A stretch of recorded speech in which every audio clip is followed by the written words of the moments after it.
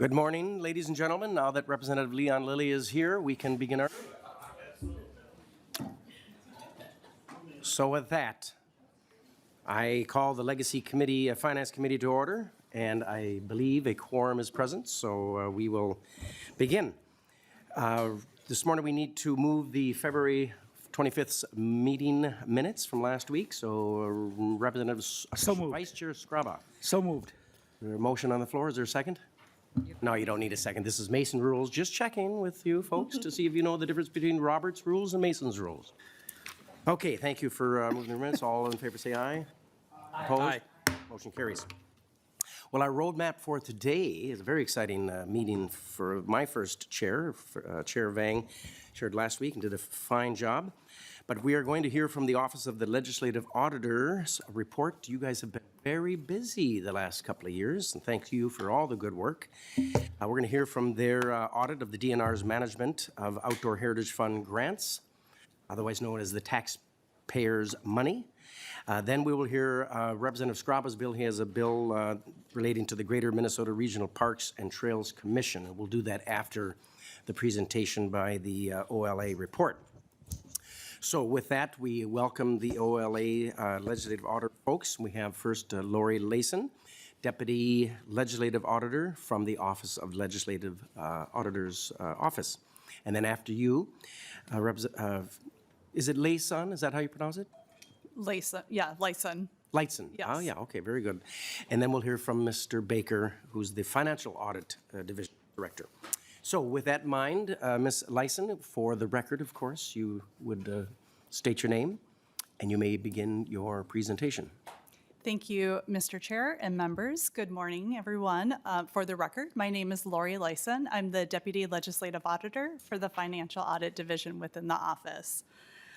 Our report today is our performance audit of the Department of Natural Resources Outdoor Heritage Fund grants. Now, although the oversight responsibility for these grants are overseen by both the Lessards Outdoor Heritage Council and also the Department of Natural Resources, our report is really focused on the Department of Natural Resources oversight over these grants.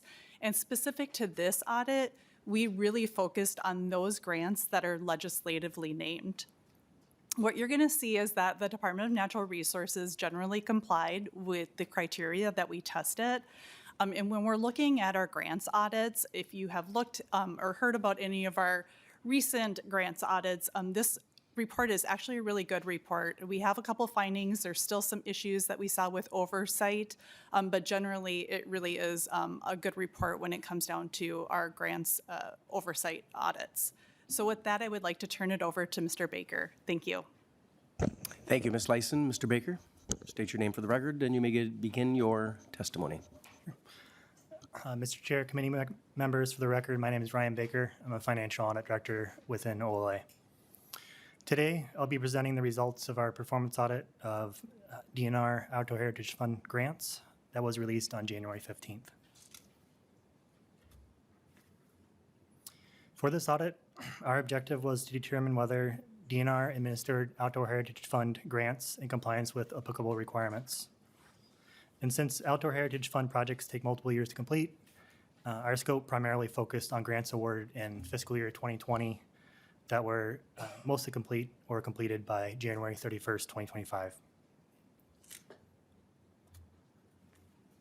So first, before I get into the audit results, just some background on the Outdoor Heritage Fund. The Outdoor Heritage Fund is one of 4 legacy funds, as I'm sure you're aware, that receives a portion of the state sales tax, the other funds being Arts and Cultural Heritage, Clean Water, and Parks and Trails. The state constitution provides that 3/8% of the state sales tax should be distributed to the legacy funds, with the Outdoor Heritage Fund receiving 33% of that 3/8%. So in the last 5 years, the funding from the state sales tax that was available to fund OHF projects was approximately $100 to $130 million per year. Excuse me, Mr. Baker, could you have the microphone closer a little bit? Sure. Yeah. Thanks. In order to obtain funding for an Outdoor Heritage Fund project interested entities such as nonprofits and DNR submit project proposals to the Lessard-Sams Outdoor Heritage Council for review. The council scores the project proposals and makes final funding recommendations to the legislature. Once the legislature awards the funding, DNR is primarily responsible for administration and oversight of that funding. This includes pre-award financial review, contract execution, monitoring, payments to grantees, and closeout of the grants. Lessard-Sams also provides some monitoring of grantees, such as reviewing progress reports and approving those, approving parcels of the land for restoration enhancement projects, and approving accomplishment plans for each project.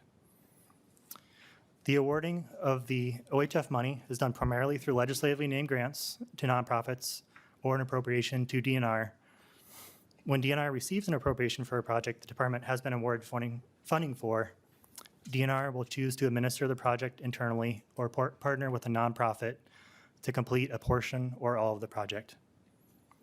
For this audit, we focused our review on grants administered by DNR, which also included single source grants in addition to primarily legislatively named grants.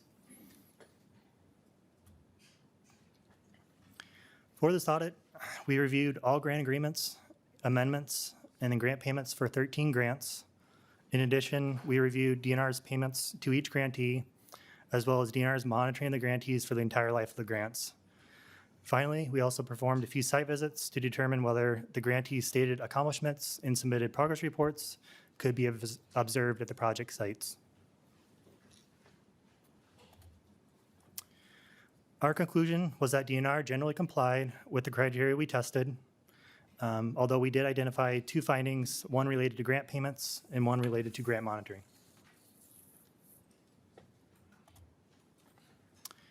Finding 1 of the report relates to grant payments, and we found that for 3 grantees totaling approximately $400,000, invoices submitted for reimbursement did not contain enough detail to determine whether the expenses the grantee was requesting a reimbursement for were for an allowable cost. Additionally, DNR paid approximately $5,000 to 2 grantees without obtaining detailed documentation to support the expenses the grantee requested reimbursement for. Finally, the last part of this finding is a broader issue that we identified for all OHF grants administered by DNR, and that is that DNR did not have policies and procedures in place to define an allowable cost.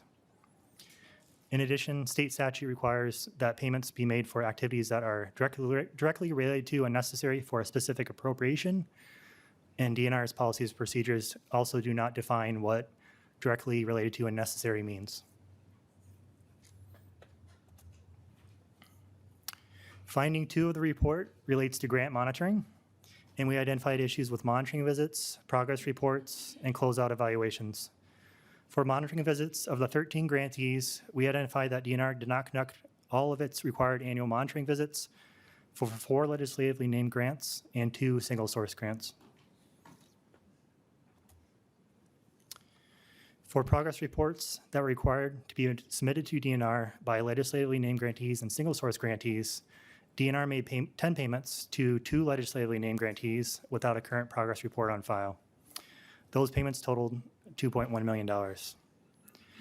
In addition, DNR also made 25 payments to 3 single source grantees totaling $2.7 million without also obtaining required progress reports from those grantees. 2 of those 3 single source grantees were required to submit progress reports according to their contracts with DNR, but DNR did not specify the frequency with which the grantees must submit their progress reports. Finally, the last area was related to closeout evaluations.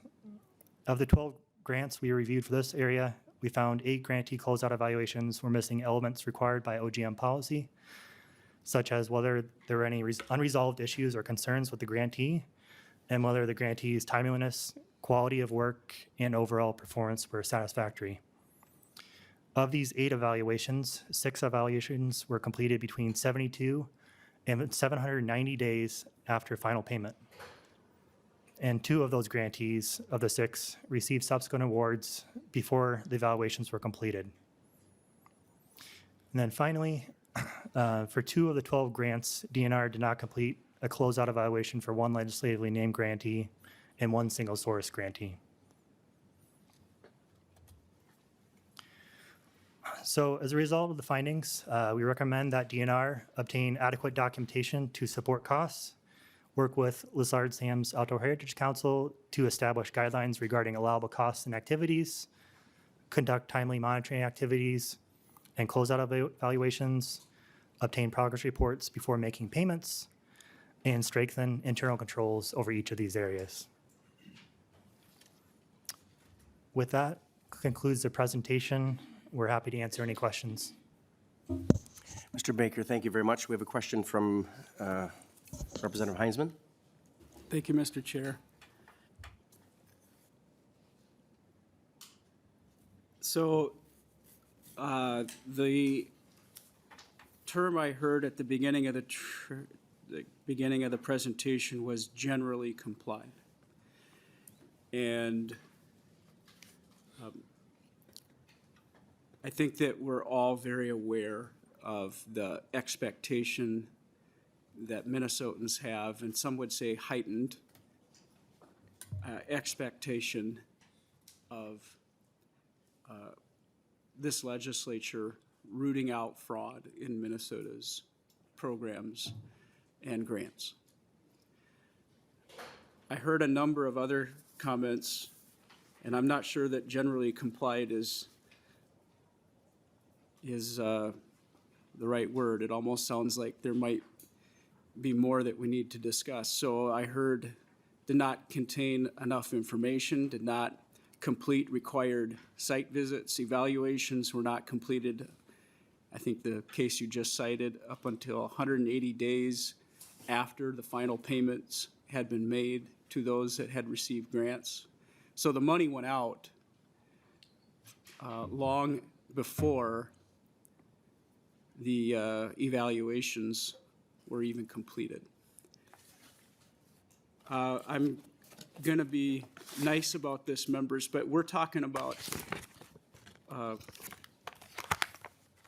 processes that have been established for a long time.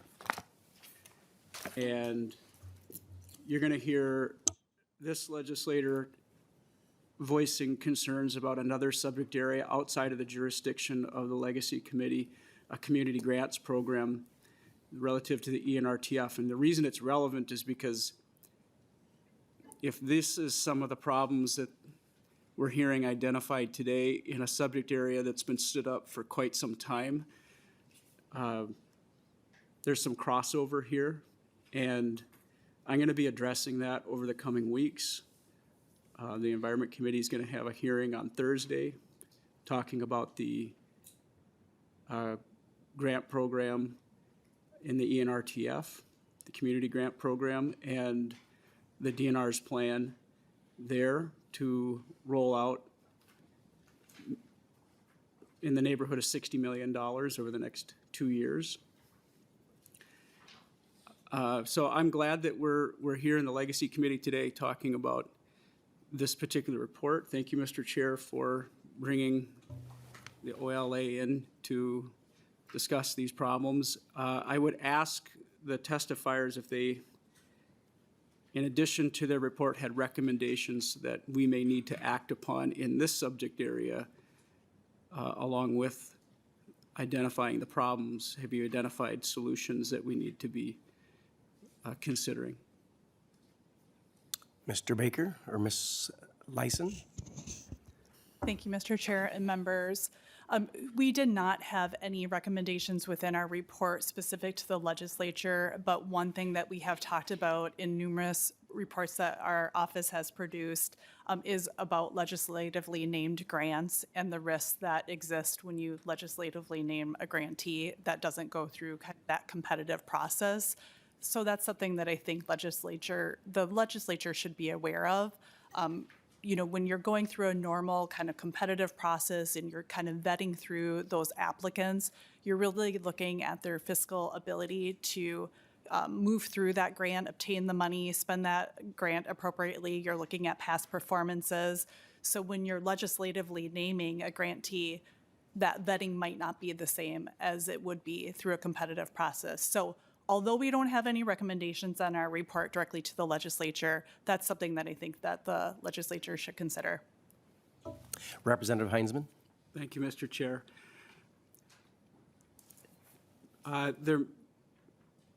There's probably more that we need to discuss offline then, because I think that we do need to hear from the OLA and talk about what we could do to address some of these problems. The question I'm going to finish with is, in the grants that you reviewed, was there examples of payments going out prior to, so prepayments going out prior to work being completed?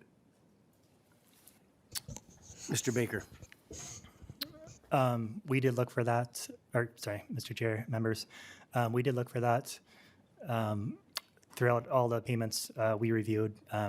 We didn't see that. I will note that there was one payment for a project. It was an advance payment. So that went out before any work started, but that was unique to that project. Representative Heinzman? Thank you, Mr. Chair. Members, I'll just point out that that is, I think, arguably a problem that needs to be addressed in the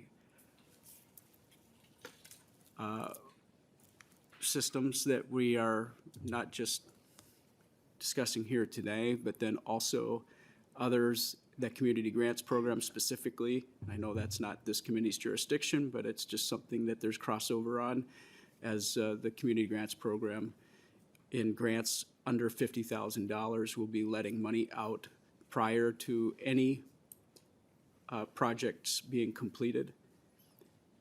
And I think we could probably all agree that that is likely to create an opportunity for those that might not have the best interests of Minnesotans in mind. Thank you, Mr. Chair. Before I invite up Mr. Meyer, Assistant Commissioner DNR, and Ms. Robinson, Chief Financial Officer for the DNR, we have at this point, two other members' questions, and we certainly will entertain more if you have it. First one on the list is Vice Chair Skraba. Thank you, Chair. Reading this, at first blush, then you read the DNR's response. And when you say that this is normal, the checks and balances that are supposed to, 10 out of 12 aren't done, 8 out of 10, 5 out of 8. I keep seeing these larger than normal that are not done right, and not done properly. And this is just a snapshot of the whole thing. I've been involved in lots of nonprofits, and when we do the audit, the internal audit, you just grab them, and then we get audited by the DNR. I was on the trails, I was a trail administrator, and you bring all your paperwork in, the DNR grabs a number and matches. Okay, done. We would pass all the time. There was no question whether it was done or not. When I look at this, and I see how many are off, I mean, it's like, it's almost, and I won't say it's malfeasance, I'm saying somebody thinks somebody else is doing it, and when you ask staff, well, we didn't know we were supposed to do that. And now the correction is, we're gonna have a training program in October, we're gonna get everyone on the same sheet of music, but are they? Is there a test that says, do you follow up on this? Do you come back and say, yes, you put some controls in, but are they working? Do they work? My concern is when I see $650,000 that hasn't been spent on a grant since 2020, and it's like, okay, where is it? Why? And maybe they told you, but those are concerning to me, because when we give money away, we expect the project to be done. And I realize they have I think you're saying 9 years. They have 9 years to fulfill the project, which is a long time. But follow-ups aren't done, nothing's done. I'm concerned. And the Office of Grants and Management, they have rules in place, and those seem to be ignored too. So I'm critical to the point where Representative Heinzman is talking about the big round, that they're gonna go, where's the check and balance? You know, I mean, this shouldn't be, what I read is disturbing to me. And I read it twice, and I'm just like, and then I read their response, and we'll take care of it, we'll fix it. Why do you have to be poked to fix it? Shouldn't you have been doing it already, according to the Office of Grants Management, says you're supposed to be doing it. I'll let you answer. Thank you. Thank you, Vice Chair. Do you have an answer, or who would like to respond to Representative Skraba? Vice Chair Skraba. Ms. Lyson. Thank you, Mr. Chair and members. So we do follow up on our recommendations. We usually give the agencies 2 to 3 years to be able to make some changes and to show that they've made those improvements. So that is something that we'll do. And when we follow up, we don't do self-attestation. So we're not just simply asking, like, have you resolved this? We're actually retesting. So we're going in there. It might not be the same sample size. It may not be as robust as this audit. We simply don't have the resources to do that. But we will take a really good effort in doing some amount of testing to see that they've accomplished the response that they've given us in the report. And if you, specifically, you know, for the 700,000, I'm just going to round up, that was one that we were concerned about. That's one that we looked into, and it was an advance payment. And if I recall right, and Mr. Baker can help me, it really was the situation where they needed a match for the grant. And so sometimes I think your hands are kind of tied and you need an advance on that. And some of these projects at the Department of Natural Resources do take a number of years. You know, if you're acquiring land or you're doing a multi-phase project where you're restoring wetlands, it's going to take a number of years. And so in that case, we felt comfortable enough of where they were heading with it, but obviously it is a concern. It's kind of like the legislatively named entities. Advance payments are always a red flag for us as well. We don't like to see advance payments. There is that added risk to those. Vice Chair Skraba. Chair, on page 15, 1415 progress reports, you know, Lessard Sam's staff erroneously sent an email to the grantees stating that the progress reports due in February of 2020 did not need to be submitted. DNR reviewed the email as a granted extension and paid the grantees despite the past due progress reports. The DNR made all 25 payments totaling $2.7 million to the 3 grantees that were not legislatively named without obtaining any progress reports of those grantees. And again, some of these projects, I understand, you know, they did the work, they need to get paid, but the process, the part that the process isn't being followed is what concerns me, because yes, we can all agree that that match, shouldn't there be a placeholder with that 700,000 that says, waiting for a match? That's why it's sitting there. So we're not questioning, well, where's it going? How's it, well, you know, can there be some internal auditing that but just, you know, for me, 8 legislatively named grantee closeout evaluation did not address whether they were any unresolved issues. 5 of these 8 were also missing grant purpose and description. Now, if you're internal and you're dealing with this every day, you already know. So you just kind of cavalierly let it go. But the OGM says, no, you have to do this. And the check and balance, for me, every time I read this, there was something, it's just the cavalierness about not following the rules is concerning. That's all for me. Thank you, Chair. Vice Chair, we have the luxury of having Ms. Randall here from the our legislative auditor. So Ms. Randall, I see, welcome to the committee. Thank you. And would you like to respond to Vice Chair Skraba? Thank you, Mr. Chair and members. For the record, Judy Randall, Legislative Auditor. Thanks for taking the time to hear this report this morning. And thank you for your comments, Representative Skraba, and yours, Representative Heitzman. You know, you all are expressing the frustration that we share with you, right?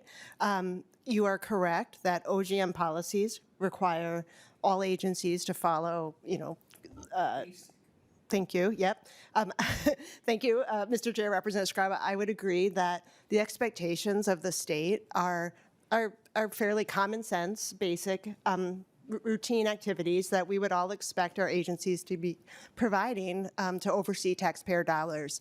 I would say in addition to the OGM policies, state law requires all agencies to comply with OGM policies. So, you know, it is also really clear in state law what the expectations are. And so I know this year there has been a lot of conversation among legislators about, well, what can we do, right? Where can we tighten up the law, or where, you know, what can we do, and frustration. And I would say the law and the policies already exist, right? And so the question is, how do we ensure that all agency staff are doing what we expect them to do? Now, I will just put a pin in that for a moment and note that we said that DNR generally complied rather than did not comply because it wasn't the whole scope of grants management activities where we found problems. But you know, I think it's a fair question, Representative Heitzman, on where the level of compliance lies.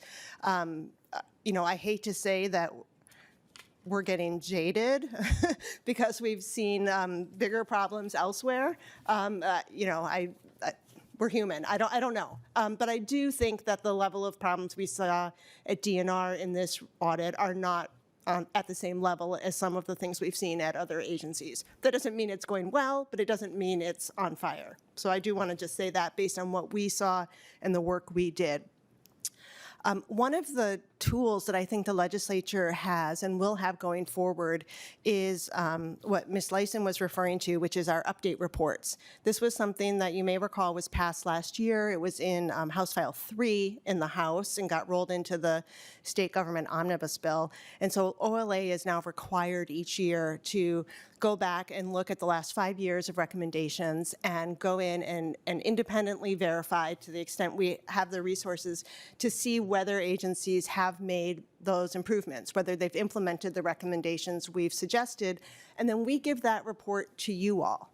And so then it's information for you to then look at and say, okay, look, check, check, check. They implemented all these, but they didn't implement this one. The next time they're here in committee, I'm going to ask them about that, or I'm going to call them up, or I'm going to have a conversation. Now, there may be reasons where they haven't implemented yet for good reasons, but that's a conversation, right? So it's a new piece of information that you all now have that helps you to provide your legislative oversight and ask these good questions of state agencies. So it's not the silver bullet, it's not going to solve all the problems, but I think if everybody in the state is showing that, not everybody in the state, legislators and executive branch, you know, are showing like we're paying attention, we actually do care about this, the law is there for a reason, and we expect you to do it, and if you can't do it, tell us why, right? Let's have a conversation. Is it a resource issue? Is it you don't have the technology? Is it that the law is written poorly, right? I mean, there's lots of reasons, but let's have that conversation. And so my hope is that these annual update reports that come to you, I think by the end of January, we're required to get them to you, will be at least a help towards that effort.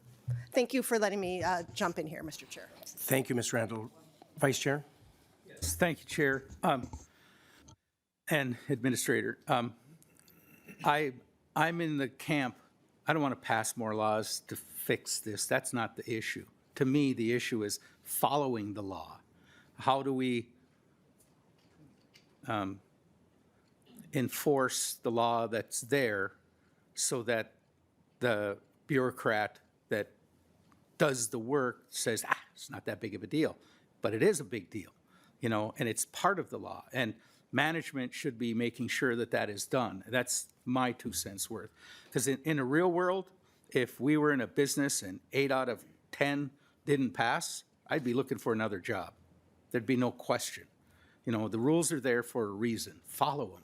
Well, and again, if they're not, then tell me, you know, we need more resources, or that's ridiculous. You don't need to do that. Okay, you know, because again, what the past was and what the rules were are changing, pretty dynamic right now. But to just basically, for me, say, we're going to fix it, we're going to have a meeting, we're going to correct everything. Okay, How?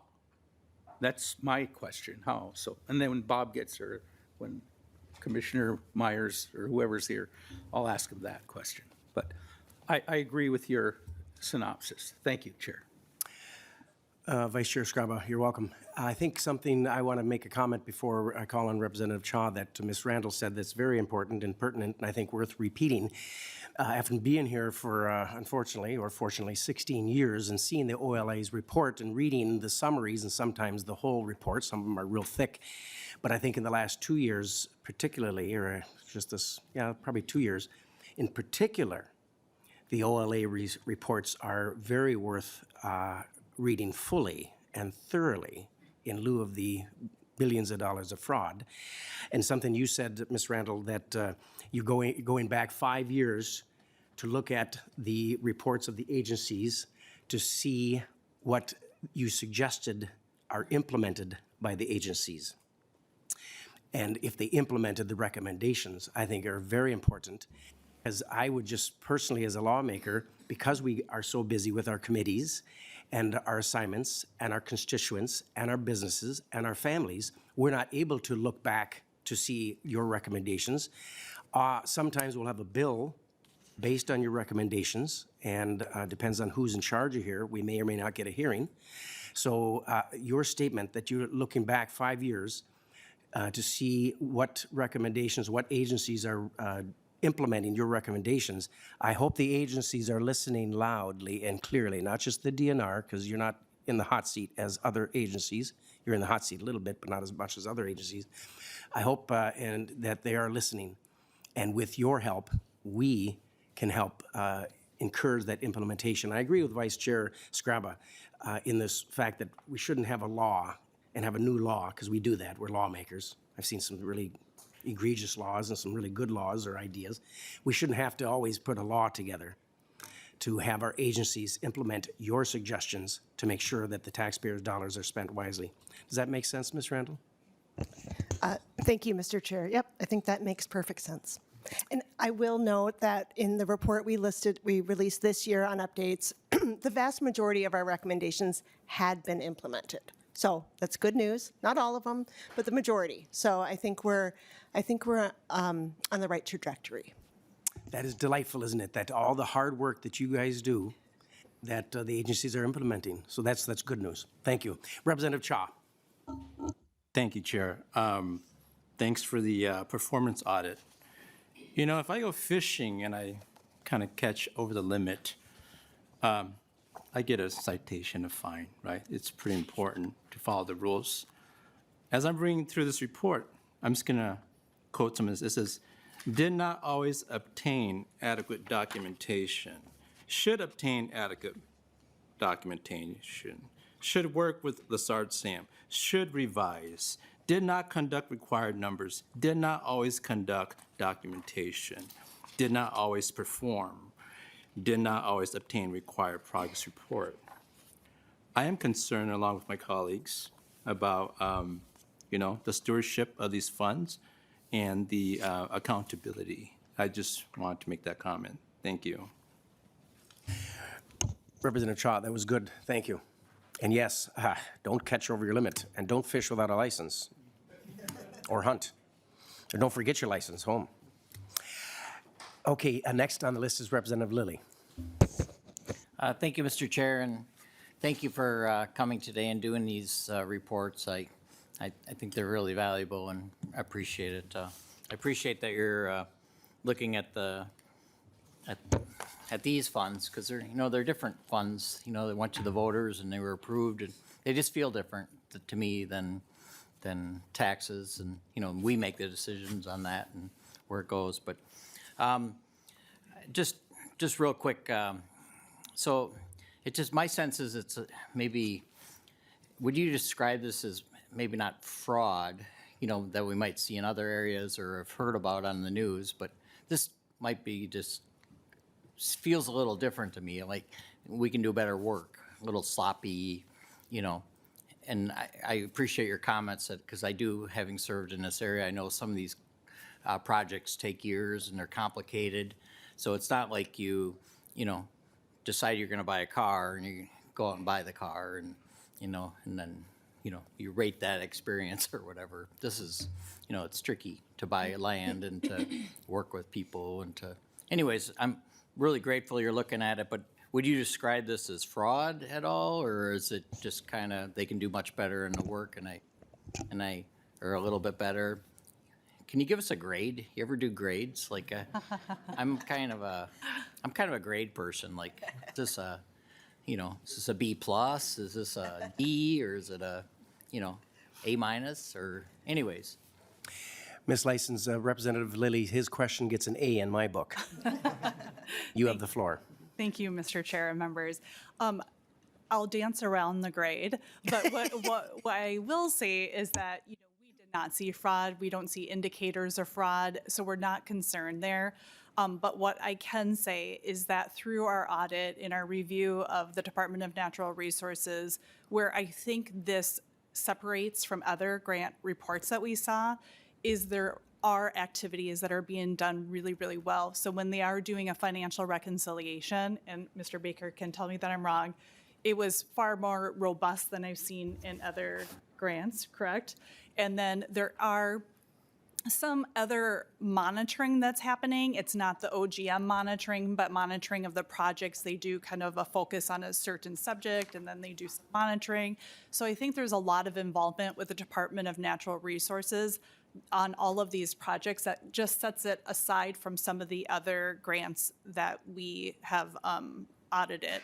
So I'm not giving a grade, but I'm just saying what might set this apart and show why we said something like generally complied as opposed to did not comply, because there were things that were a little bit more robust than we're seeing at other agencies. Do we have concerns when we have findings that there's not adequate oversight? Absolutely. That's always concerning. It's always something that should be addressed and should be considered as you move forward with any legacy grants. Representative Lilly. Thank you, Mr. Chair, and thank you for the working around that. No, that was good. So I was lucky enough to serve on Lessard Sam's for, quite a few years. I'm not on it now, but my sense was like the staff really did a good job of digging in, and so maybe that's my bias, but my sense was that they were really trying to look into it, like the Lessard Sam staff. But then, and then most of the findings that I read quickly seemed like they're DNR. Was there problems like other grantees, like Pheasants Forever, or is there like one organization? Because years ago, my sense was that there was a group that kind of goofed up on the North Shore somewhere. Sorry, Skraba, but it's true. And they didn't get funds. We decided they're not going to get funds. Like you're in the, penalty zone. I think they figured it out and were able to get funds years later. But anyways, I'm just wondering if there's a particular group beyond the DNRs that could do better. Ms. Randall. Thank you, Mr. Chair, and thank you, Representative Lilly, for the question. It's a really good and interesting point about Lessard Sam's staff being involved in these. They do provide a lot of that upfront review and vetting, and are an extra set of eyes on these projects. But they're not in the executive branch, right? They're in the legislative branch. And the executive branch has specific responsibilities and duties. The money is appropriated to the state agency, and, as the fiscal agent, then DNR is really the one ultimately responsible for ensuring the funds are spent right. So while I think that there is an extra layer of protection, if you will, through the eyes of the LSOHC. Ooh, that was tough. Good job. Thanks. Staff, it doesn't solve all the issues. And then I would also just note that the focus of this performance audit was DNR. We did not, audit Lessard Sam's as another legislative entity. We try to maintain our independence and not review the actions of other legislative entities. Thanks. Very good. Co-Chair Vang. Thank you, Mr. Chair. Chair Lilly pretty much said what I wanted to say. I think one thing I wanted to add was, an elder once said to me, you can do 10 things right, but the one thing you do wrong, people are going to pay attention to that and say, and remember you for that. And I want people to remember those 10 things that were done right. And it looks like that's what is shown here in this report, where, the money that was, I guess, a bit concerning was probably less than 1% of the hundreds of millions of dollars that has gone out through the council. And so there's apparently, clearly, what the system that's are put in place for a number of years has been working to make sure that the dollars are going to where it is directed legislatively. And so I want to thank the council staff and the DNR for really being good stewards of our public's dollars. And of course, I mean, there's always room for improvement, but it's not, as the OLL say, it's not concerns for fraud. This report doesn't spell out fraud, and we shouldn't misconstrue it that way. So that's all I will say for now. Important note, Chair Vang. Thank you. Representative Burkle. Thank you, Mr. Chair. I'll kind of chime in with Representative Lilly and Representative Vang. As a member of Lessard Sams, I feel like staff does a great job, and the council itself reviewing these projects to make sure that they really do restore, enhance, protect the environment. But you mentioned, and this is a question for anyone, I mean, whoever wants to chime in here, but I'm curious your thoughts. You've kind of framed this up as more sloppiness, as Representative Lilly said, than fraud itself. But my concern would be, as we look ahead in the Environment Committee tomorrow, these community grant programs being stood up by the DNR, and the $25+ million that we're looking at there, does that sloppiness inevitably lead to the opportunities for fraud? And I think that's what we should be talking about moving ahead. Could someone answer that? Who would like to handle that question or comment? Ms. Lyson. Thank you, Mr. Chair and members. I think anytime you're not following the kind of foundation of policies and procedures that are set in place to oversee grants, you are creating an opportunity. You just are. But if you have a grantee, if you're overseeing and you're an agency that's overseeing a grantee and you're seeing some things, you're providing some type of oversight, whether you're doing the monitoring but you're not doing the progress report, or you're doing a really great job with reconciliation, but you forgot to do the closeout evaluation. I think there's opportunities still to have some controls in there that lessens that opportunity, as opposed to all of the controls being gone, right? They're not monitoring, they're not doing a fiscal review, they're not doing the closeout. So can it create that opportunity? Absolutely. I think we saw enough here at the Department of Natural Resources and in our conversations with them and our review of the grantees that I think they have the ability to do a good job in providing oversight and really just kind of clean up some of these pieces that are clearly important and need to be rectified. But I think that definitely that loop can be closed. Representative Burkle. Thank you, Mr. Chair, and thank you for the answer. I just want to appreciate what you've done, appreciate that oversight. You're supplying us so that we can make these decisions. And I look forward to more of this conversation as we look at this new community grant program at the DNR. Thank you. Very good. Anyone else have a question before we call up Mr. Meyer and Ms. Robinson? All right, well, you folks, you'll probably stick around for a little bit before we end. Excellent. Thank you. At this point, I want to call up our Assistant Commissioner, Bob Meyer, and the Chief Financial Officer, Ms. Mary Robinson. And I appreciate both of you here. We're sad that Commissioner Strawman couldn't make it, but she sent her very best, right, Mr. Meyer? Always. Always. So, well, we have many questions for you. However, welcome to the committee. What do you think, committee members? Do we want to start with questions, or should we have them respond to some of the OLS report, or what? It's up to us committee members here, or the chair's directive. Well, with that, Mr. Myers, I will give you the opportunity to state your name for the record, because you know the drill. And if you have a couple of few words to report to us before we ask you some questions. Thank you, Mr. Chair and members. For the record, Bob Meyer, Assistant Commissioner, DNR, and with me I have our Chief Financial Officer, Mary Robinson, and we also have our Grants Director, Catherine Sherman-Honan to answer detailed questions if we need to get there. First and foremost, I want to say thank you to the legislative auditor and Director Randall. We appreciate their work so much. They're a vital part of our review process, part of the executive branch review. And we just take their work very seriously. I enjoy working with them, and we take their recommendations, as you can see within the letter, and all of our audit reports very seriously. And thank you, Vice Chair Skraba, for bringing up our agency response letter. I would just like to direct people to, you can see where we talk about our corrective action and completion dates. And all of our work will be done this year, June 30th, 2026, for our past updates to our pass-through grant reimbursement manual and internal payments checklist. July 8th for communication.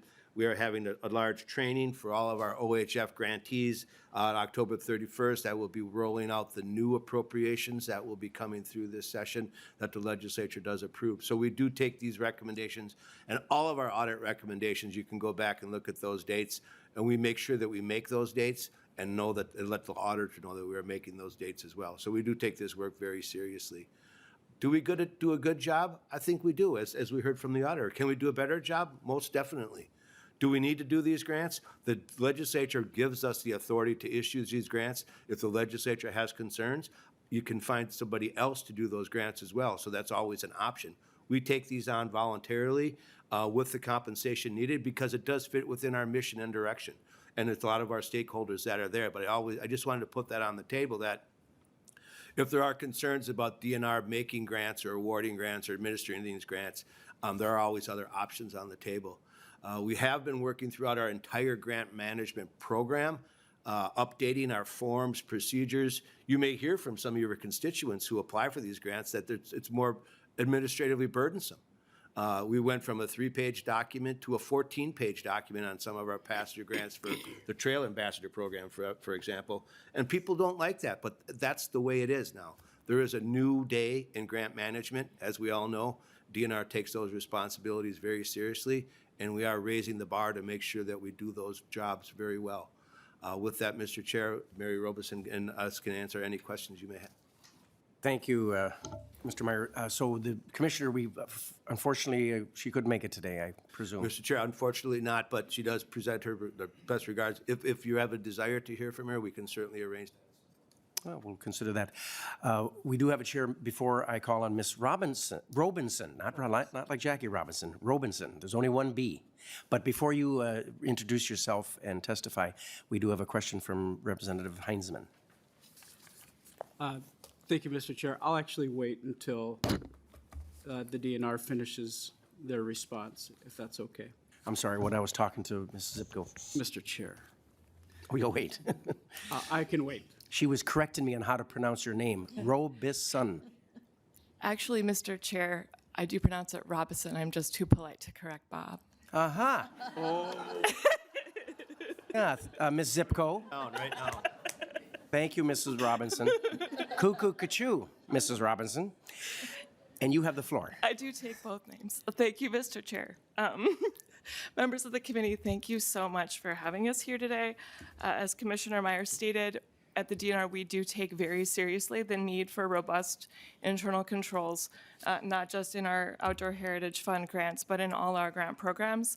I just do want to highlight a couple aspects of our response and our corrective actions for the committee here today.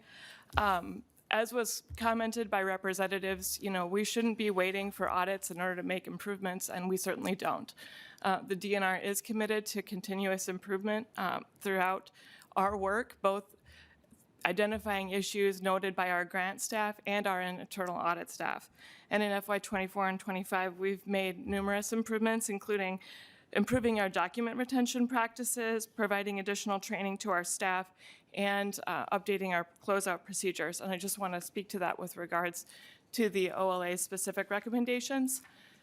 Regarding the first recommendation that we should always have adequate documentation on payments on costs before we make payments. We certainly agree that those should always be in place, and we have laid out a number of corrective actions that, as Commissioner Meyer said, we will have in place by the time of the FY27 grants. Those include updating our DNR pass-through grants manual, our annual training webinars for grantees, and making internal checklists for DNR staff that they can use as they review reimbursement requests. We also want to make sure that we deliver annual training to both grant staff and grantees before those grants are rolled out, which we do every year. The second part of the recommendation is that the DNR should work with LSOHC to create comprehensive guidelines of allowable costs and activities for grants funded with OHF grants. Now, for OHF grants, I'm sure the committee is aware of this, but just to set some context, Minnesota Statute 97A.056 states that the LSOHC must approve accomplishment plans before any agency or entity can receive OHF appropriations. So that means under current practice, the accomplishment plans that the LSOHC approves identify allowable activities for every grant, and therefore from that follows the allowable costs. So therefore, our approach to overseeing allowable costs is to work with those accomplishment plans as well as the LSOHC developed budget guidance and work with the LSOHC staff as any questions arise. So we will happily agree to work with the LSOHC in offering assistance as they update their guidance, and I believe that work has already started on their end. And we will also be looking and revising our own guidance that DNR maintains internally to make sure that between the two, we do have comprehensive guidance available. And as I said, all these corrective actions will be in place before the FY27 grants. Regarding the monitoring, there are just a couple things I'd like to address, and then I'm sure we would open it up for questions. As noted, there were aspects of the report that stated that DNR did not always complete monitoring of some of the grants in the sample. I just wanted to make clear that when it comes to Outdoor Heritage Fund grants, we do have many, many open grants that go to the same grantees. So for example, I believe the Trust for Public Land has about 40 open grants at the moment. When we have the same grantees that have so many grants open, the Office of Grants Management policy does allow us to do a sample of those grants and monitor a sample of the grants rather than all of the grants.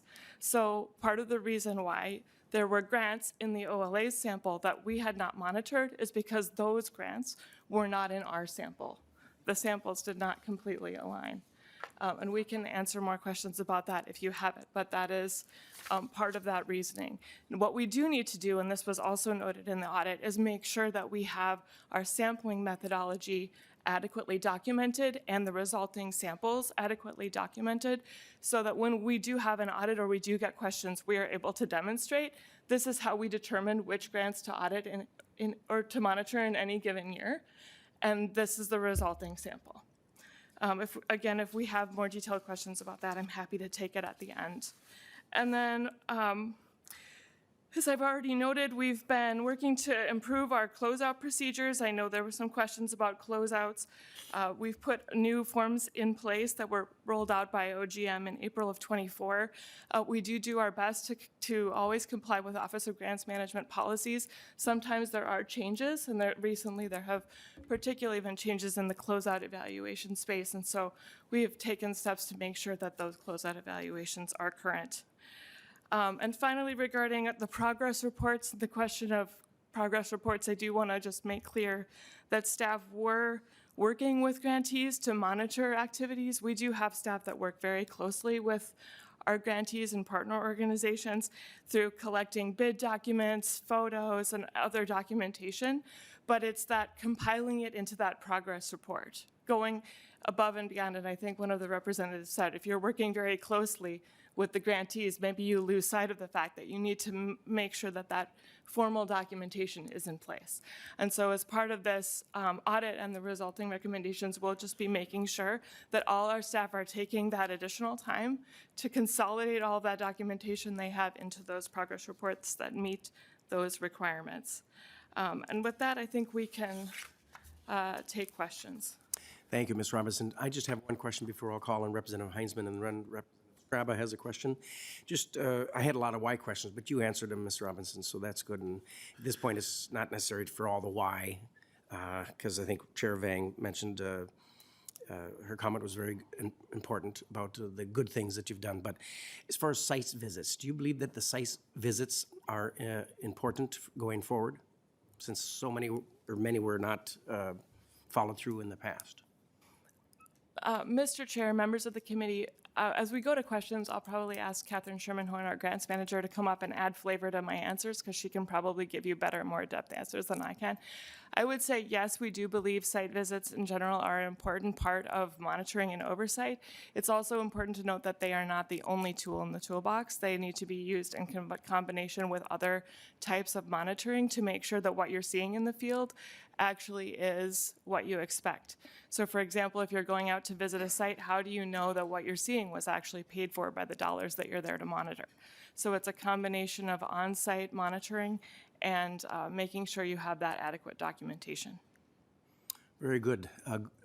Agreed. I think we're glad to hear there's more tools in the toolbox, but of course, on-site visits are a lot more fun than the other tools. Nothing like a road trip to make sure to see the progress of these very important projects. Mr. Chair, we do appreciate road trips. And you'll do more, correct? Yes, Mr. Chair, it's also true that road trips take additional resources, and so we need to make sure that we both fulfill our monitoring obligations and also live within our means. So more resources, you're probably indicating more money, is that correct? I don't know. Mr. Chair, it's a vital resource. It is. Money makes the world go around, but it doesn't bring you happiness. Don't forget that. Representative Heinzman. Thank you, Mr. Chair, and I do have a series of questions. I'll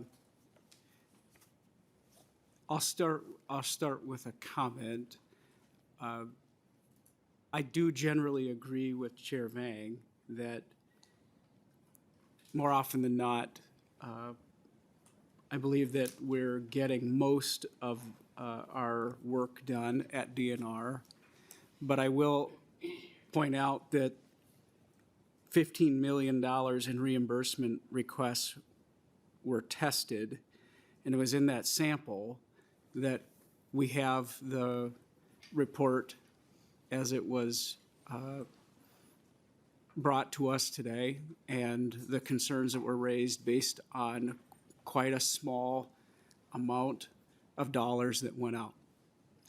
So we're not looking at everything. I think the public needs to understand that.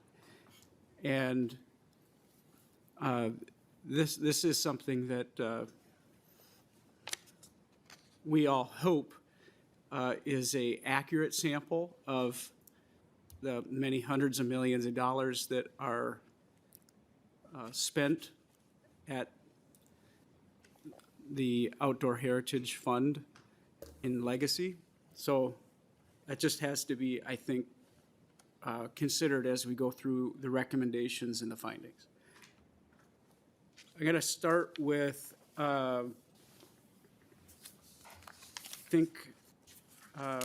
was just mentioned some of the allowable costs and the questions as to what that is. And in the report, we're seeing items like T-shirts, bumper stickers, laptops, so on and so forth. I didn't hear that specifically addressed. Have we figured out if those kinds of items are allowable or not?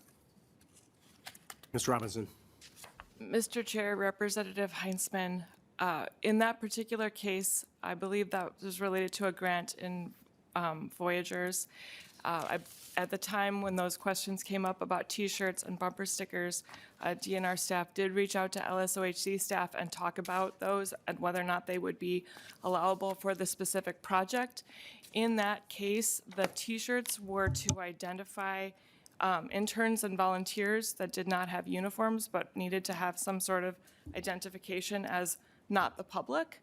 And the bumper stickers were put on their cars in lieu of using DNR or other organizational vehicles to identify them moving around. So my understanding is it was allowable within that context, given the need for those specific items in that project, rather than, a blanket allowable or not allowable statement. Representative Heinzman. Thank you, Mr. Chair. And laptops? Ms. Robinson. Mr. Chair, members of the committee, I'd like to call Catherine Sherman-Hohen up to address laptops for me. I need to We phone need a some more friend. spices, is that correct? Welcome to the testifying table. For the record, please state your name, and you may answer this Representative Heinzman's question. Thank you. For the record, my name is Catherine Sherman-Hohen. I am the agency-wide grants manager for the Department of Natural Resources. Mr. Chair, Representative Heinzman, I do not actually recall what specifically the laptop mentioned in Outdoor Heritage Fund is for.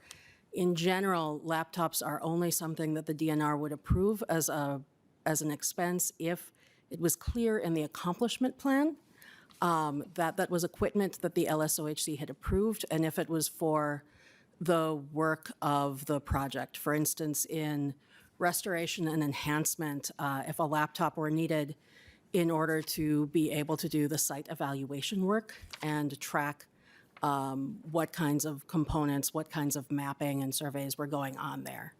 So we can look back at that specific laptop. I can get you a more specific answer later, but those are our general principles with that. Rep. Heinzman? Thank you, Mr. Chair. I think that these things are relatively trivial, considering some of the other examples outside of the discussion here today that have made headlines nationally. But I just wanted to see if there had been a determination on those items. Could any of you address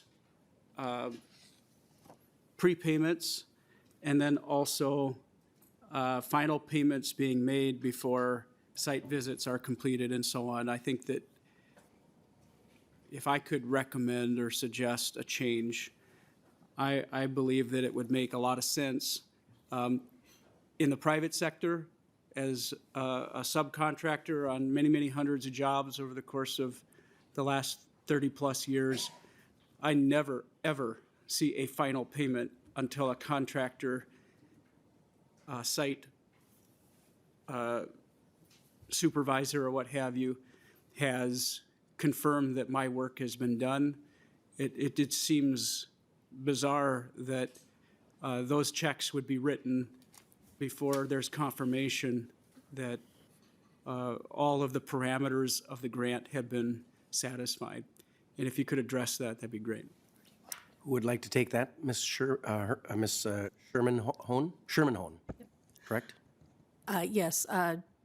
Chair, Representative Heinzman, in the matter of prepayments, the one that was mentioned was to the Army Corps of Engineers, which only works on a basis where it will not start work until it has all of the funding in hand. So that is not something that we would do with LSOHC dollars otherwise, unless approved by, again, the Lessard Sam's Outdoor Heritage Council if there were some other issue. I don't recall any other advance payments that we have right now. And I'm looking at LSOHC staff. So that one is an anomaly, but it's also standard operating procedure when working with the Army Corps of Engineers.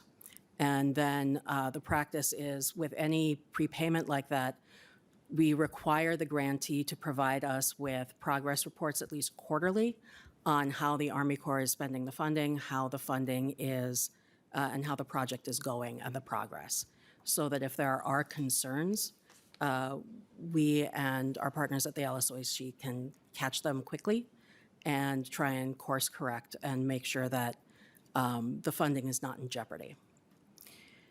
In regards to the site visits, I'm not sure if I could ask for clarification on which part of the report you're seeing that in? Rep. Heinzman?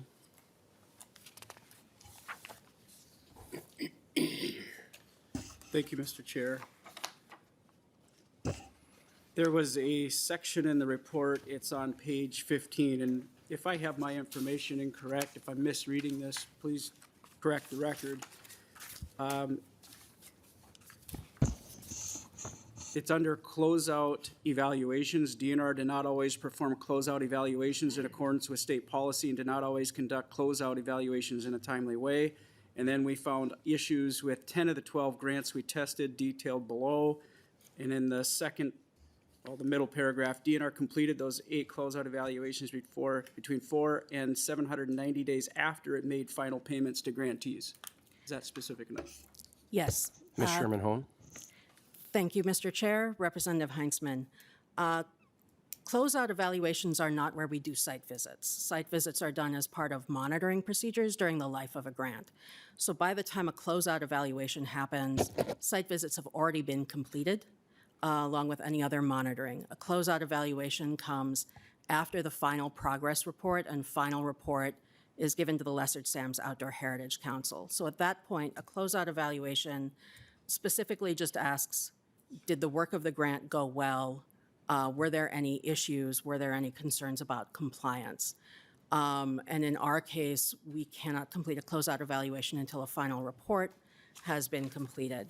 So we do not make final payments until all monitoring visits, site visits, other requirements are completed, and we know for certain that the work has been done.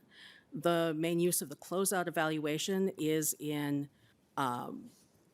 recording the progress and any issues on a grant, and using that to judge when we award other grants. In this case, when we don't have a closeout evaluation complete, because most of our grantees have multiple open grants, Mary mentioned one with 40. We have Minnesota Land Trust has 40 to 50 open grants at a time, and Nature Conservancy has above 30. There are quite a few in that. So we find that we use the monitoring evaluations so that we are actually looking at the performance during the life of the grant before we award a new grant. So we use those in conjunction with closeout reports. But in all cases, we are making sure that the work has been done before we release a final payment. Commissioner Meyer, you better hold on to her. She's very good. She knows her business. Thank you for that. Yes, Mr. Chair. Anyway, Rep. Heinzman has the floor. Thank you, Mr. Chair. So then I'll go back to page 13, since we're going to have a conversation. We're talking about monitoring visits. Middle of the page, monitoring visits. DNR did not conduct the required number of monitoring visits for 4 legislatively named grants. And then it goes on, 2 of those grants from a DNR appropriation. OMG policy requires that the state agencies conduct at least annual monitoring visits on grants over $250,000. Could you address that, please? Mr. Chair, Representative Heinzman, yes, as Mary Robeson indicated in her testimony, we use a sampling methodology for this, and the grants that were in question, their grantee was monitored during that year and every year, and a selection of other grants for that grantee were monitored. That grantee has about 30 open grants at a given time, most of which are on phased projects where you may have the same project in the same space with funding given every year, and then multiple of those years are open at once. So we did conduct monitoring on other phases of those same projects. So what we did not do, as the OLA indicated, is we did not have written sampling methodology to show how we were covering all of those grants. And for the non-legislatively named grants, as Mary Robeson said, those are grants where the DNR staff work very closely with the grantee. They are in projects that they're working in tandem. It's usually soil and water conservation districts and the grantee and the DNR working together. So while we did not have a written monitoring report, they were doing monitoring activities, doing visiting on site, doing meetings with the SWCD to make sure that their progress and the DNRs were both adequate, and addressing questions of eligible expenses in those meetings. So we agree that we need to make sure that we have written documentation that shows all of this work that we're doing so that nothing can slip through the cracks. Thank you, Ms. Sherman-Hone. Follow-up, Representative Heinzman? Yeah, if it's okay, Mr. Chair, please. It is okay. Thank you. So when the OLA is determining in their finding 2, the Department of Natural Resources does not always conduct and document the required monitoring activities of the Outdoor Heritage Fund grantees, and they're suggesting that this was required. Is DNR suggesting that in certain circumstances it isn't required? Mr. Chair, Representative Heinzman, it is always required to conduct monitoring visits of grants. The Office of Grants Management policy states that we can use the sampling methodology so that the sample stands for a monitoring, the sample of a grantee stands for monitoring all grants. In order to do that appropriately, we have to be able to show that we did use the sampling methodology to consider all grants. And that is something that starting in fall of 2024 and 2025, the DNR, as part of our continuous improvement process, had also realized we were not doing and have already corrected our sampling methodology to ensure that. We used that last spring. We've evaluated to make sure that new methodology is appropriate and are making some minor tweaks to make it easier for our staff to complete. It was thorough, but a little onerous. So that is what we are working on this year, because while OGM policy allows us to use the sampling methodology, the point of that sampling methodology is to make sure that through that sample, you are assuring compliance on all of the grants that a grantee has. Mr. Chair, just a final comment. Thank you, Mr. Chair. I appreciate the conversation, the background on some of this. It's helpful. I would just ask members to please keep in mind one of the answers I think is especially relevant considering some of the other grant programs that are being considered as they roll out. And I mentioned earlier the community grants program.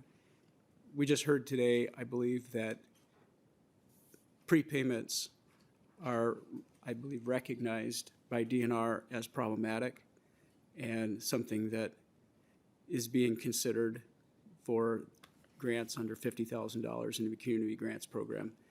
And I believe that there's a good opportunity for collaboration to work with DNR or with each other as legislators to address that so that we're not hearing an OLA report 5 years from now auditing another program that could very easily be exploited. So thank you for responses today. I think that the OLA report helps keep us all on our toes, and I hope that the letter that you submitted detailing the changes that are going to be made at DNR is adhered to. Thank you, Mr. Chair. Representative Lilly? Oh, I'm shocked. I thought we were gonna, I thought Skraba, we skip Skraba? No, we're not allowing Vice Chair Skraba to say any more words on this topic.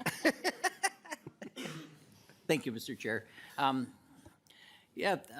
Thank you for coming up and the work you're doing. I appreciate your opening comments, Deputy Commissioner Myers. Like, if we could find anybody else to do it, he wants to do the grant thing. That good luck for us or whatever. Kind of, these grant.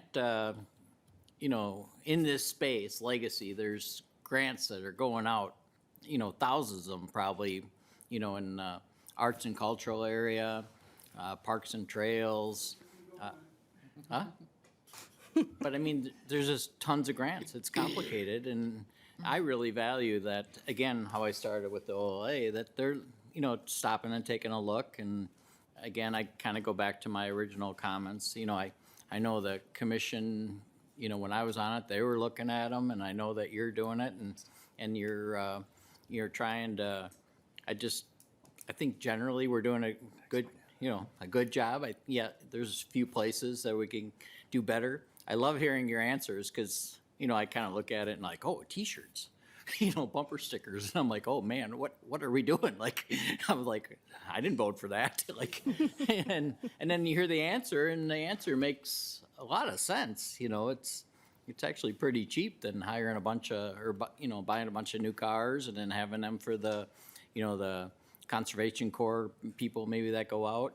And then, we got to buy T-shirts to keep them safe in Skraba's district in the woods so we can find them.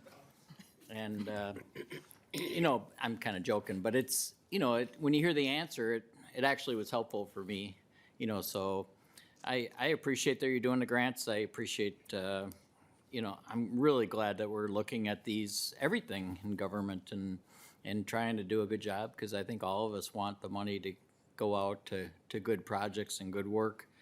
But, at the same time, I wish we'd look at like outcomes too. Like, I just don't think people, when you hear, like, you look at one project, but these grants are so complicated that you're doing, because, you're doing parks and trails, you're doing, or not parks and trails in this space, but you're doing,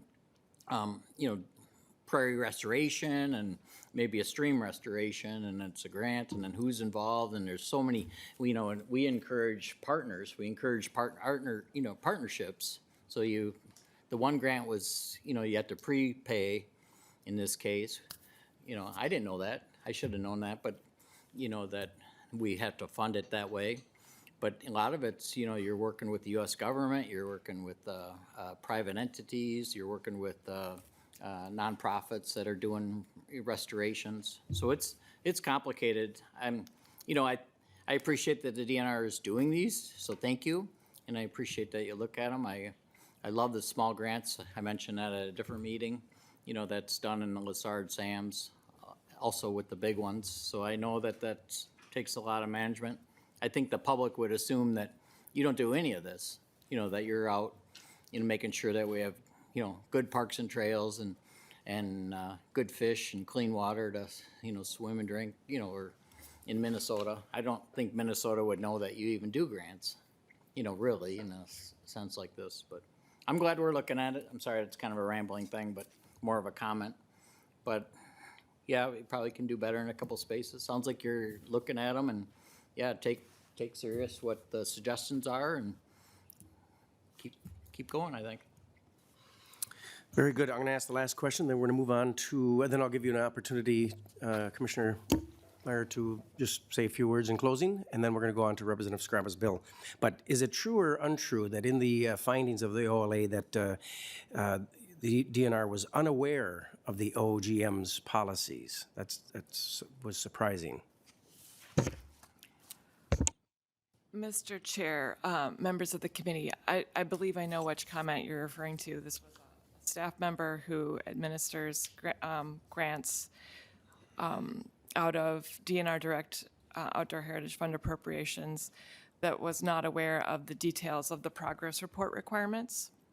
And that's where it comes down to the recommendation that we make sure that we fully implement formal progress reports to collect all monitoring. I believe that's probably the comment that you're referring to. Yeah, that is correct, Ms. Robinson. It was on page 16 of the report. But Commissioner Myers did mention in his opening statement that, and I think you did as well, that you're aware of that. And by, 2027? Or was it even on this October that you're going to review, all your staff will be reviewing those OGM policies, so. Mr. Chair, that's correct. That's why we're updating training for staff on this topic and making sure that they're aware. See, we do listen to you. We hear you loud and clear. Commissioner Myers, you have the last word before we move on to Representative Skraba's bill. Mr. Chairman, thank you so much. And Co-Chairman Vang, we really appreciate your comments as well, so thank you so much. And everybody's comments. Continuous improvement is not just a buzzword at the DNR. We take it very seriously. And in our grants management, you can see that is the case right now. I also want to thank the auditor for their work, LSOHC. We are going to get this right on the dime. I mean, we have a few things to tweak. We will get them done. And, we are so blessed to have these legacy funds here, as this committee is aware. We want to make sure people understand that, they can see the great things that are done and renew this into the future. So that is our goal and our commitment, Mr. Chairman. Very good. Thank you, Commissioner Meyer. Ms. Robinson and Ms. Sherman-Hone. Is it Hone? It is Hohen. Yeah, I'm right again. Anyway, thank you all. With that, Representative Skraba, Vice Chair Skraba has the Yeah.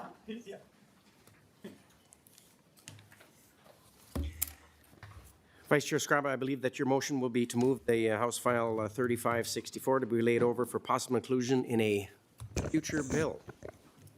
Yes, thank you, Chair. And I believe you also have an author's amendment. That's the one amendment. Yes, I would offer that up right away, please. Then in that case, Representative Vice Chair Skraba, your bill is now before us. Please.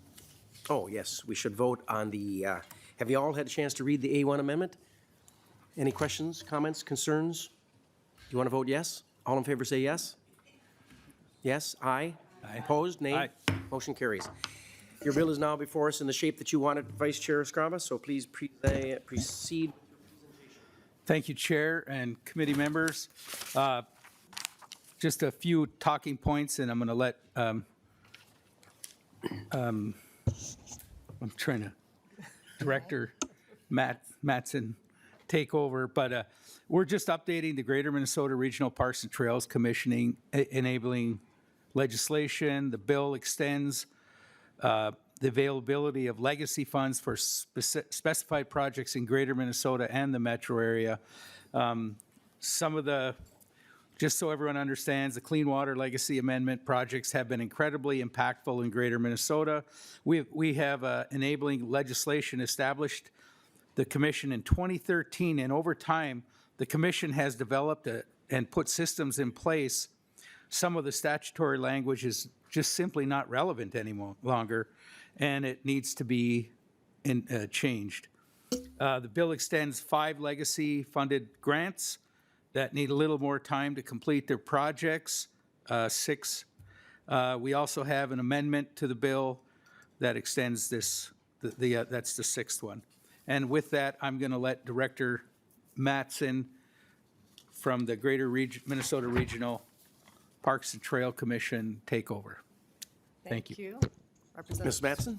Thank you very much. I'm actually going to turn it over to our chair to start with. This is Rick Anderson, who is the chair of the commission and has been for a number of years, and he's going to address the information about our enabling legislation. Very good, Commissioner Anderson. Thank you, Mr. Chair and members of the committee. Before you, and thank you, Representative Skraba, for this bill. The 2 subdivisions that we'd like to get eliminated are subdivision 3, which was the first appointments. This was done and completed in 2013, so if we could get that removed. The other one was the first meeting was convened as required by the commission, was scheduled, now we're scheduled on the 4th Wednesday of the month. In most months, meetings are posted on our website, and the public is welcome to attend in person or virtually.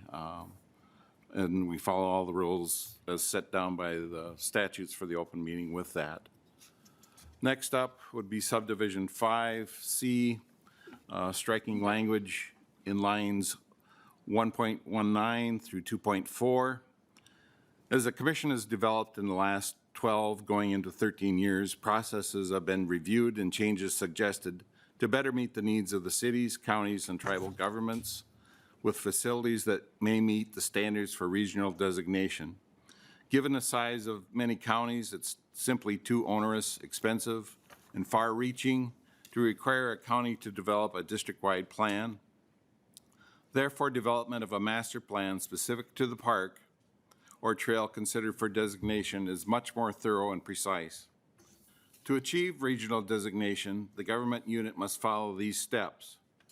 Submit a designation application and achieve a rank of high. If the application receives that high rank, the government unit is asked to submit a qualified master plan following the steps and information that our commission has set forward. Specific to the public hearing language that is being stricken, a master plan must have a component of robust public engagement, not simply a hearing or taking place on a one-day which is with interested stakeholders may or may not be able to attend. It is expected the plan will include a series of public input sessions to help determine what components will be included in the master plan so that everyone with an interest is able to provide their input. The master plan must also have a detailed development budget that discusses the cost of new features and acquisition. This process ensures a park or trail under consideration for designation is developed with appropriate public input and is developed budget that also addresses the cost of operations and maintenance over time. Moving on, subdivision 7, line 2.17. The striking of parks and trails and using projects instead describes the maturity over time of the granting process. No longer are grants limited to work only in parks or in trails, but broadened to allow for, as examples, grants for partnership projects so that multiple local and tribal governments can jointly receive a grant for equipment, for example, so they can save money and reach more people working together cooperatively to share the resources. Grants for tracked wheelchairs for accessibility. Grants to enhance universal accessibility, and grants to assist in costs related to the environmental or archaeological review. Moving on to subdivision 8. The commission chair and officers are currently elected annually, and we'd like to move it to biennial. And then with subdivision 10, rather than listing the grant recommendations in a priority order, it is preferable to list them by district. In the events cuts needs to be made due to lower than expected revenue collections, the reductions can be made across several grants rather than just cutting the lowest scoring grant or making a cut across the board. Conversations can be had to determine the best course of action for each particular grant. And I apologize, Mr. Chair. My name is Rick Anderson, and I am Chair of the Greater Minnesota Parks and Trails Commission. Thank you, Commissioner, Chairman. Any questions? Ms. Mattson, do you have? I was just going to, Chair, just quickly cover the grant extension needs. And I should mention that Chair Anderson isn't giving himself enough credit here. He was on with the original committees that were writing the 25-year Parks and Trails plan. And he has been on our commission since inception in 2013. So he's got a wealth of knowledge. He knows exactly how these, everything works at the commission and why the language needs to be changed and updated to better meet our needs now. So great wealth of information here. Just quickly on the extensions that we require on the 5 grants and also the coordination among partners grant. Every year we have a few projects that need to be extended due to a number of different circumstances. Sometimes it's permitting takes longer, so a contract can't be gotten in a short amount of time. Bidding circumstances, I think you can all recognize, have been pretty challenging over the last couple of years. So projects that come in exceeding what was budgeted for often have to be rebid and get a better bidding environment at that time.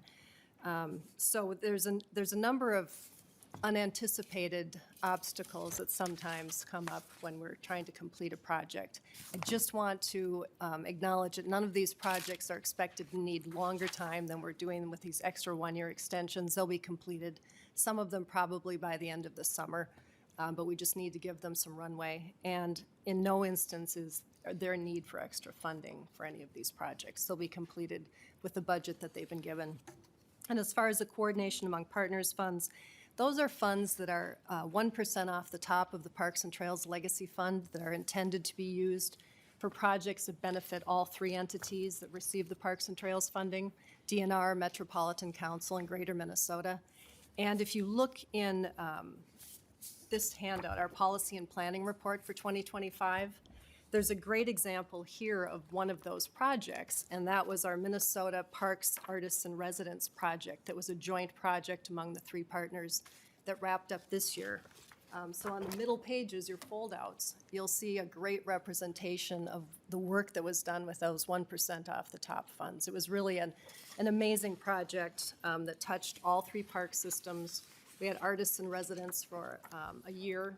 They worked heavily with the public in the communities that they were involved in, getting their feedback for different art projects in a number of different parks. Well, 3 parks in each of the systems across the state. And it was wildly successful. It was just a really great project. And we'll be doing 2.0 of that this coming year. We learned a lot of things in that pilot project, so this will expand. And those funds that are being extended were actually intended to be spent a little bit earlier in this project, but it took longer to wrap it up and get the bidding documents ready, the RFP ready for this next round. So much of those funds will be extended on time, June 30th of this year, but we don't want to lose the remaining funds that might be left if things just don't go according to plan. So those are our projects that we're looking for extensions. It's pretty critical to get those done because the dollars just don't come back to us. They go to the top and trickle down, and we'd rather see those projects done and people enjoying them as they're intended to be. So thank you very much. If there's any questions, we can address them. Very good. Thank you, Ms. Mattson. Any questions from committee members? Representative Lilly? Don't wanna Representative comment? Skraba? Do you have a closing statement? No, I think everything has been said. The extensions are pretty self-explanatory, the change in the languages. Hopefully, we'll be able to act on this year, but it passes out, or we're just moving it up and putting it on the agenda for the future. Very good. Thank you, Vice Chair Skraba. So you renew your motion that House File 3564 be laid over for possible inclusion in a future bill. How far in the future, Vice Chair Oh, Skraba? I'm thinking maybe a month and a half. No. We're going to have this sooner than that, Representative Skraba. All in favor, say aye. Aye. Oh, wait, you don't have to vote. We're just laying it over. It's laying over. Let's vote for anyway. All in favor, say aye. Aye. Opposed? Motion carries. You just wanted to bang the gavel. All right, if there's no other business before the committee?